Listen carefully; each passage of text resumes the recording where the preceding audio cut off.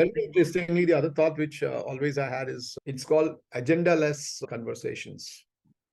So in sales or in marketing, we always go with an agenda. It's always, and why sales marketing? Anyway, anything we do in life, even relationship, we go with an agenda. Ki mera agenda. I'm always looking at my agenda. I'm looking at myself.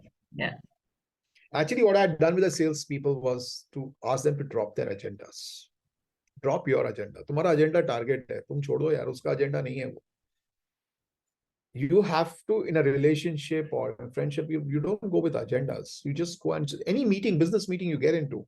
If you're getting into it with an agenda that I want to, push this across to the person, there's so much of pressure that you carry on yourself that you miss the person completely. You miss the situation completely. You miss seeing things. You are not seeing because you're so agenda driven.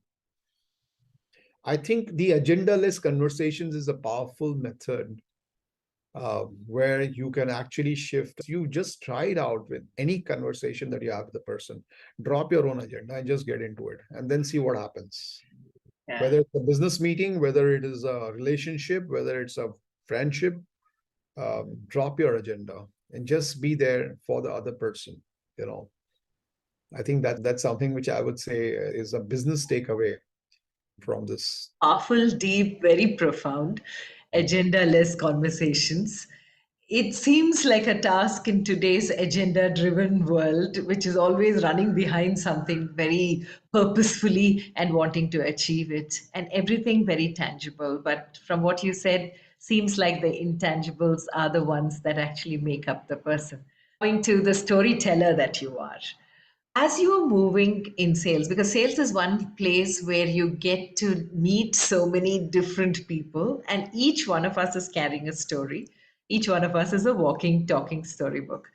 But this beautiful work that you're doing, the people that you're meeting, are they people you personally meet or people you read about as well that you find interesting stories around? In my career, the fortunate thing for me has been that I have met some of the most amazing business leaders. I've met some of the most amazing social sector leaders. I have also met some of the most amazing spiritual gurus. As a storyteller, I've always loved conversations. I love to speak to people. And I love to get deeper into a story. I also love to read. It's not that I don't love to read, but I actually love to meet and connect and spend time with people. It's been a fantastic journey as I said, across business, across social sector, across spirituality. I've met people and spent time with them. I've heard their stories. I've got inspired by their stories. So the stories have shaped me, and I've transferred these stories to people, and I've done that. So that's something which it's always a person that I spend time with people. Okay. And who's that one person who continues to stay with you? Because I'm sure of the many stories, there are some of your favorites, but the one story. So one story that one person who has stayed with me over the years is a business leader that I worked with. And that is Mr. Ashank Desai, the co-founder of Mastech, past chairman of NASCOM, who was my boss, my first boss. There's in fact, two of them. One is Ashank Desai and another is Sudhakar Ram. Sudhakar Ram was my boss for the longest time in Mastech, again, a co-founder of Mastech, who also co-founded this startup that I worked with him. So these two people have been a steady. Sudhakar is no more, but their influence on me has been tremendous, both Ashank and Sudhakar. They are the ones who have stayed with me over the years. So I think, also Sundar, who's also one of the co-founders of Mastech. So Mastech was a great company I worked in, and the founders of that company, and I still have the relationship with them. I still connect with them. With Sundar, I keep on working now for some of his the work that he's doing in the social sector. With Ashank, I'm associated because of the Mastech Foundation. I'm a trustee and board member in that foundation, so I still connect with him. I think these three are all amazing stories. I mean, each one of them has got a story that's so powerful that by itself you can make a film out of them. So that's what I think. Ashank has got a fantastic story.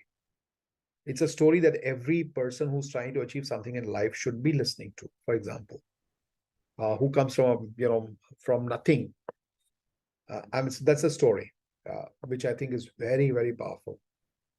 So amazing stories have stayed with me. These are the people that I think, in terms of people, the stories that have stayed with me, who've been there, are these three people. Yeah. Okay. And have you gone into a place without expecting any story, without thinking of a story, like an agenda-less visit to some place for something else, but you Oh found a story? yeah, just a few weeks back, I met, for example, that went viral. The story which I put out on LinkedIn, which was meeting Mr. Keki at Starbucks.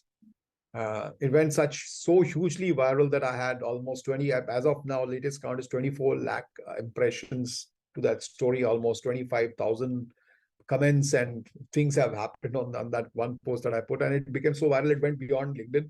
It went into, I saw it suddenly appearing in newspapers and all that. And here was an old gentleman who was sitting next to me, and I was having my Starbucks coffee after my cycling. I do always.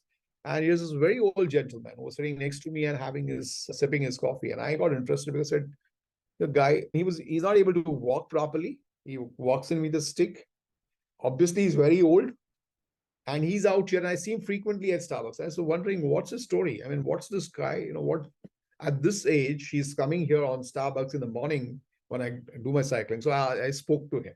There was no agenda. I just spoke to him, and he was a 92-year-old person, and he's just said some few simple and basic things, and that story went viral. I just put it out thinking that, okay, this is just one conversation I had with somebody who was having a coffee out there, and I just had a conversation, and the amazing gems that he threw up as a 92-year-old about, and having this whole thing about life, the fact that he can come and walk and takes an auto rickshaw every morning to have his cup of coffee. And it was such a powerful story that, it's moved people across.